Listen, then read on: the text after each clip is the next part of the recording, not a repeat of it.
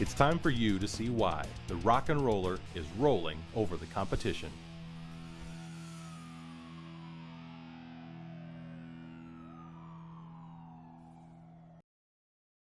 Are you looking for an easier method of decorative concrete stamping? Are you looking for a way to get decorative jobs done faster, with less effort and with top-notch results? Then the new and improved Rock and Roller by Marshalltown is for you. With the Rock and Roller, you can stamp popular patterns like cobblestone and ashlar slate. You can roll borders with ease and even add curves. Rock and Roller quickly imprints texture on the largest of slabs. The Rock and Roller allows you to complete stamped concrete jobs faster, with less labor and with professional results, all while making more money. The Rock and Roller is easy and simple. Place and finish concrete like you normally would for any stamp job. Once the bleed water has evaporated from the slab, apply liquid or powder release to the slab and roller. It's time to begin rock and rolling. No more waiting around for the concrete to cure enough to support a person walking on stamps. The Rock and Roller is perfect for long pours, where traditional stamping would take hours. The customer wants curved borders? Not a problem. Using the Rock and Roller border rollers, the possibilities are endless. Jobs requiring only texture can be completed without ever stepping on the slab. Texture rollers are available in both 9-inch and 23-inch lengths. For larger jobs, or when pouring in hot or sunny conditions, simply add weights to the Rock and Roller as needed. Adding weight helps keep the depth of the grout lines consistent as the concrete hardens.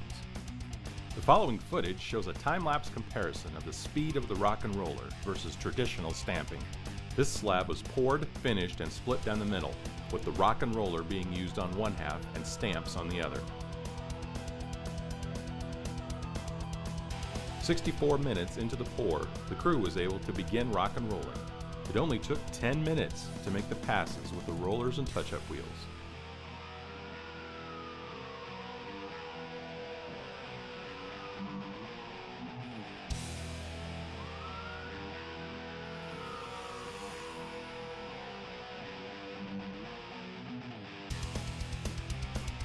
"23 minutes after the Rock and Roller was finished, the crew finally began stamping. This crew got anxious and found the concrete wasn't quite ready yet. After waiting 28 minutes longer, they finished stamping. The stamping process took 24 minutes, including touch-up work. Using the Rock and Roller, this crew was done and off the job in 1 hour and 14 minutes, versus 2 hours, 23 minutes to stamp the old-fashioned way. You're probably wondering, is it that simple? The answer is yes. The Rock and Roller takes a time-consuming, labor-intensive job and makes it quick and easy. The Rock and Roller eliminates the back-breaking labor that is considered the norm when using traditional stamps. This allows you to do more jobs in less time, increasing the profitability of your stamping business. Check out our full line of patterns, all of which are cast from actual stone.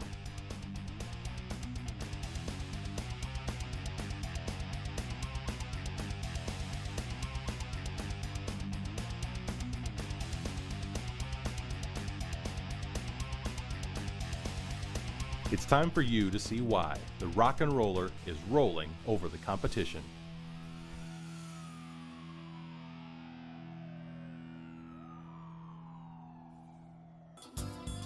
Avant de couler, pensez à protéger les zones adjacentes avec du plastique. Les marches d'escalier doivent être tassées et vibrées pour éviter l'apparition de nids d'abeilles à la surface. Il peut sembler fastidieux de travailler un béton relativement sec, mais cela vous épargnera du temps et des efforts au moment de l'estampage et le résultat n'en sera que plus beau. Une fois la mise en place commencée, n'ajoutez pas d'eau au mélange car cela risque de modifier la teinte. La mise en place terminée, utilisez une lissarde à béton avant de procéder au talochage et au façonnage des bords. La surface sera ainsi plus crémeuse et vous obtiendrez un estampage plus net. Si vous coulez une dalle de plus de 10 cm d'épaisseur, il est parfois nécessaire de lester votre lisseuse à manche. Une fois le béton taloché et les bords façonnés, attendez que le surplus d'eau se soit évaporé et renouvelez l'opération. Les finitions à la truelle risquent de diminuer l'entraînement d'air à la surface. Mieux vaut donc les éviter, surtout là où le phénomène de gel-dégel est susceptible de se manifester. N'ajoutez jamais d'eau à la surface du béton, vous risquez d'altérer la couleur. Ne mouillez pas vos outils non plus. Soyez constant dans votre technique de finition si vous souhaitez obtenir une couleur uniforme. Dès que la dureté du béton le permet, agenouillez-vous pour décoffrer et talocher les marches d'escalier. Le travail d'équipe vous donnera plus d'efficacité.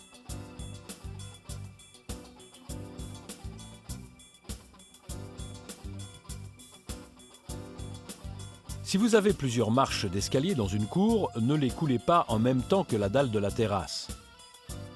En commençant par les escaliers, vous pourrez travailler plus aisément. Une fois que le béton est assez dur pour supporter le poids d'un homme, saupoudrez une couche régulière de Permacast Anti-Curing Release sur toute la dalle. Mais auparavant, assurez-vous que vous êtes satisfait des finitions, car après cette opération, vous ne pourrez plus talocher.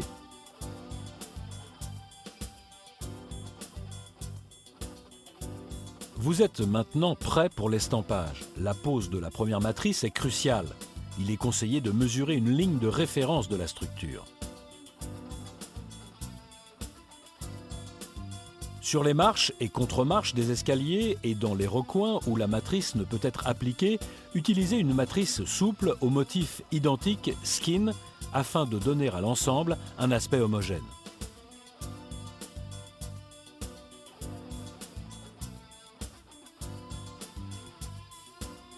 Appliquez la matrice souple sur les marches d'escalier, puis vous appliquerez les joints à la main à l'aide d'un ciseau en aluminium.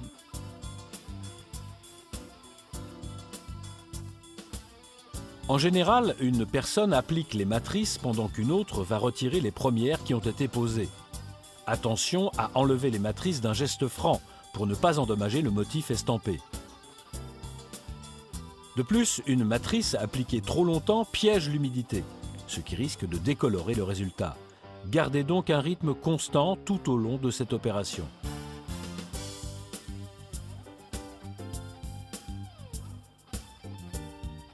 Dans le choix de votre matrice d'estampage, rappelez-vous qu'une matrice aux lignes droites met en évidence les erreurs si le coffrage n'est pas parfaitement droit. Le rebord du coffrage de la contre-marche doit être biseauté à 45 degrés. Respectez les normes en vigueur pour l'installation de l'armature et l'espacement des joints de dilatation.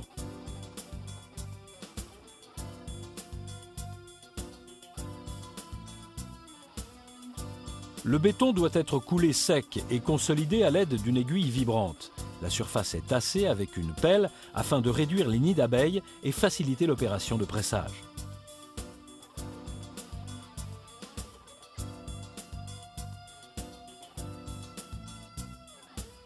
Avant de couler le béton, le coffrage doit être nettoyé au jet pour éviter les dégradations au moment du décoffrage. Gardez un peu de béton de côté pour boucher les trous après décoffrage. Si nécessaire, stockez-en dans une glacière. Il peut sembler fastidieux de travailler un béton relativement sec, mais cela vous épargnera du temps et des efforts au moment de l'estampage et le résultat n'en sera que plus beau. Le béton sera assez dur pour supporter le poids d'un homme sur les matrices avant que l'hydratation ne commence à demander plus de temps pour l'estampage. De plus, moins d'eau produira un béton plus fort et une couleur plus riche. Biseauter les planches du coffrage vous permet de talocher le plan de marche avant de décoffrer. Retenez aussi que pour le drainage, paliers et girons doivent avoir une inclinaison conforme au DTU pour l'écoulement des eaux pluviales.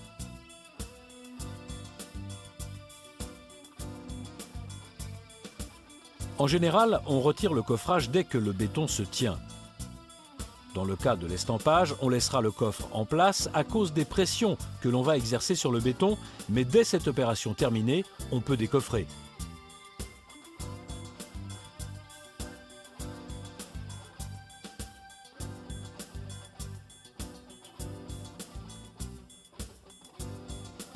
Assurez-vous d'être satisfait du résultat avant d'appliquer l'agent Permacast Release.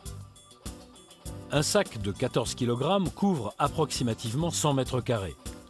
Une fois l'agent Permacast Release appliqué, girons et contre-marches doivent être estampés à l'aide d'une matrice souple.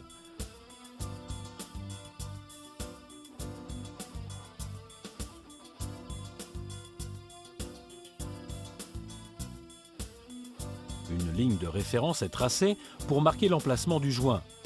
Les joints sont appliqués à la main à l'aide d'un ciseau en aluminium et d'un marteau. Tous les joints sur les surfaces horizontales doivent suivre cette ligne de référence.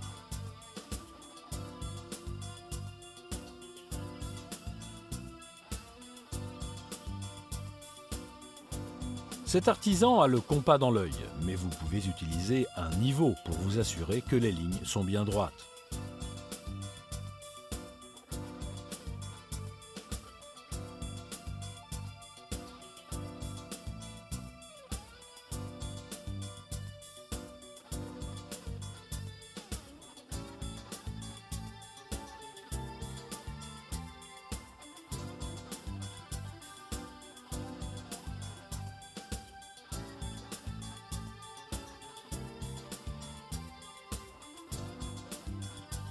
Vérifiez toujours votre travail avec la plus grande attention.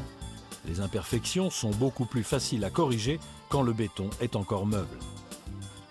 Pour la coupe des joints de dilatation, attendez le jour suivant et utilisez un disque diamant. Coupez à 1/4 de l'épaisseur de la dalle. Pour les marches, utilisez une meuleuse d'angle équipée d'un disque diamant. Protégez vos yeux, vos oreilles et bien sûr, portez un masque anti-poussière homologué. Une fois les joints de dilatation coupés, nettoyez la dalle à l'aide d'un jet d'eau pressurisé à 2500 psi environ en balayant uniformément toute la surface. Veillez à ne pas mettre le jet à trop courte distance de la réalisation pour ne pas endommager les finitions. Quand le béton est propre et sec, le moment est venu d'appliquer une ou plusieurs couches fines et régulières d'enduit de vitrificateur à béton pour exalter ses couleurs.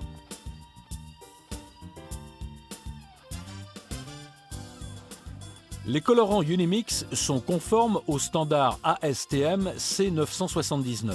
Ils apportent à vos bétons une coloration uniforme, sans traces et qui ne s'affadit pas. L'agent mouillant réducteur d'eau, présent dans les colorants Unimix, permet que la couleur se mélange plus librement, rapidement et de manière homogène, sans qu'il faille lui ajouter d'eau. Ainsi, le béton est plus solide et plus résistant au gel-dégel. Ce même agent contribue également aux grandes qualités esthétiques du produit fini.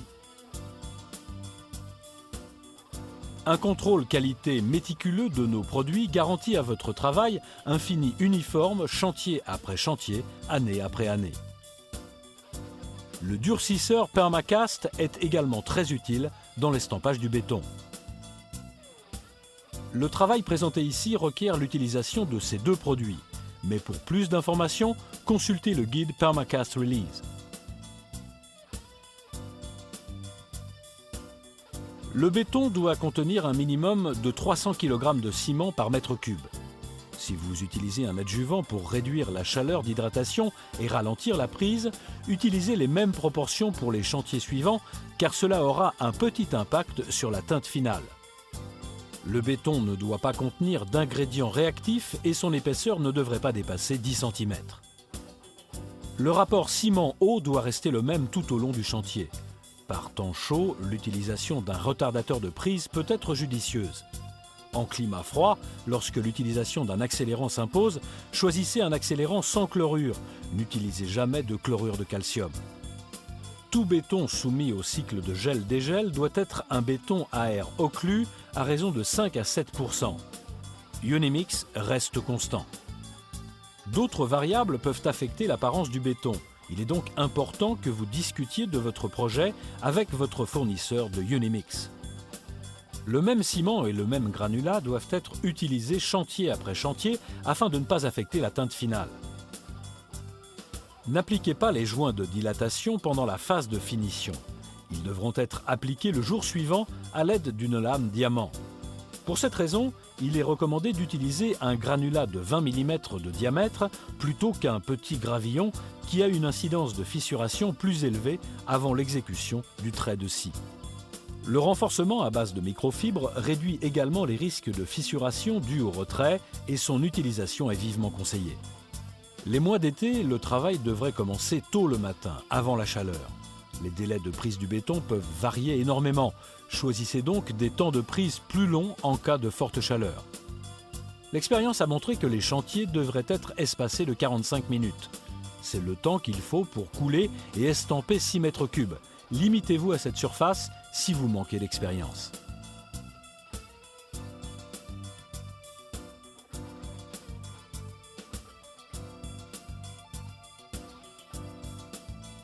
Outre ces bétons de décoration, Marshalltown offre un vaste choix de produits répondant à tous vos besoins. Une gamme très large d'outils de finition. Le brevet Durasoft Handle sur le plus large choix d'outils de l'industrie. Et les meilleurs produits de décoration pour béton. La combinaison de teintes et de textures proposée par Marshalltown offre des possibilités de création presque illimitées. Marshalltown, garant des critères d'excellence depuis 1890.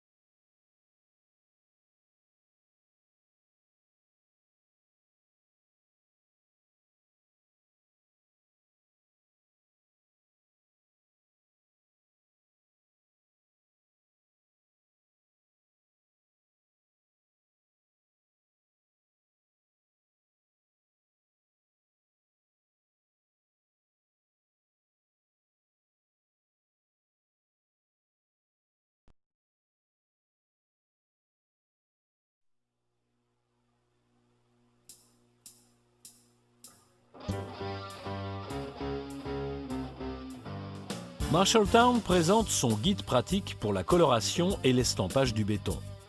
Cette vidéo illustre les techniques d'estampage pour terrasses et escaliers. Elle présente le système de